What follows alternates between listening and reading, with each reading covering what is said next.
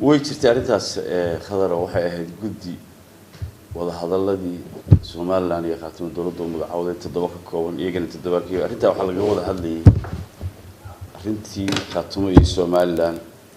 shirka arrimaha dibadda hogaaminayay shirkaas wuxuu ka dhacay sabab ma ahayn markii ugu horeysay laakiin si official markaas ay wada hadalladu u bilowdeen inta wanaag baa ka soo baxay dhowr qodob oo saxaafadda waa loo soo gudbiyay wanaag badan baa ka soo kordhay meel fiican bayna maraysaa ballandan baa jirta kulay way sii socon doonaan waxa dabcan arrimahan duruufuhu way jiraan sida abaaraha iyo hawlo kale oo iyana ku xidhan arrimahan mudooyinka doorashada waxyaalo badan oo culays soo kordhay way jiraan taasi waa laga yaabaa sabab laakiin wali ballanti waa taagan tahay ilaa bishan soo socota hadii la yiraahdo laakiin arrintaas waa arrin guul ku socota aan keenay inay kuna dhamaato saas iyadoo hadii la yiraahdo dadka maxaa sheegay hadalladaas maxaa muhiimada ugu jirta taa wada hadallada haday tahay runtii waa maqlaya hadda meelaha qaarkood iyo saxaafadda iyo qaar leeyahay xamar baa war kaga soo kordhayaan iyo propaganda badan oo la shubay oo qolyaha lagu hayo afilaya inay ahayd arrin markii horena khalad haddana waraageeda la arkay horta dadka sidii loo urur lahaa iyo danaha sidii guud sidii Soomaaliland hadii leeyahay meel looga soo wada jeesan lahaa marka haday tahay madaxda halka joogtay golayaasha ka soo jeeda deegaanka haday tahay madax dhaqameedka aan maqlay ka soo jeeda iyaguna deegaanadaas maalmo dhawey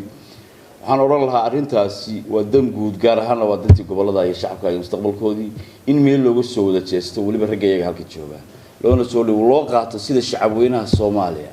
Soomaaliland ay arrinta ugu diyaarsan yihiin u daneynayaan ee xukuumaddu u garatay ee u doonayso in iyaguna meel uga soo wada jeestaan madax dhaqameedka halka waxaan leeyahay masiirka umadaas idinku idisaaray wixii kale gudaha ka jira bayelka laakiin arrinta siday tahay in loo qaato loogana wada shaqeeyo si wada jira aad iyo aad baan arrinta ugu boorinay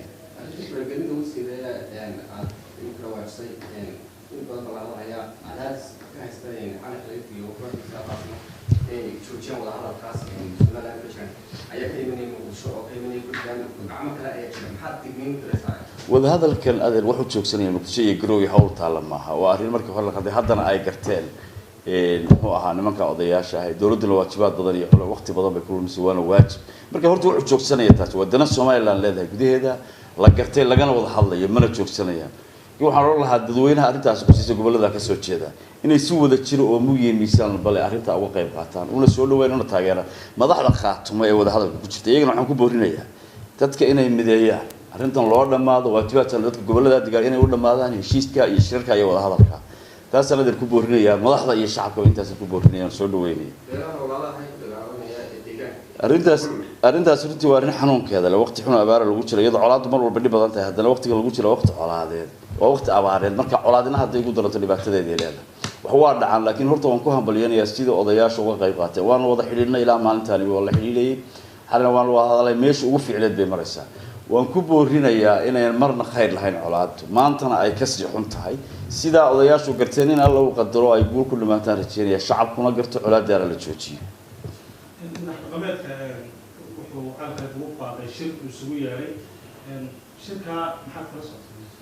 lama socdo laakiin waa arrin soo dhaweynay waana markaan hadda faraynay inay qaban qaabiyaan oo ka shaqeeyaan qolada mas'uuliyiinta qaatay inay dadka ururiyaan oo mideeyaan dadku inuu u dhayo waxaan waa masiirkoodii in loo dhamaado cilood madaxda dhaqankuna waa muhiim iyagana waxaan ku boorinayaa in shirarka badan ay kala duceedyada intii la iska daayay ay wada hadlaan iyagu hadii yihiin qolyaha iyo deegaanka wixii gudahooda ka jira ay ku dhameeyaan sida aan nagu qaadanay xukuumad ahaan iyo dad ahaanba loo soo dhaweynay in iyaguna u qaataan loo soo dhaweeyo tafaraaruna aan yeelan loo dhamaado wada jirkay ku qurux badan tahay aad baan waliba qolada dhaqanka ugu boorinaya arrinta iyagana waajib gaar ah saaran siyaasiyiinta saaran meel ay joogaan qolada dhaqanka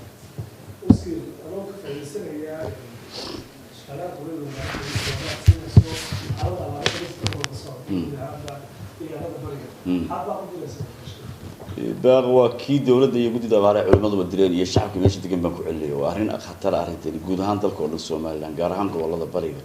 قيلة هذا قبل كسوق كلو يسوق كردستان مركو روح حلقيا مالها قارئ كدر راية قيلة هذا بيسوق كردستان مركو هرب وحنود دريا با شعب كقرب تشوك تميل تستبهد شوي قبل لا أولش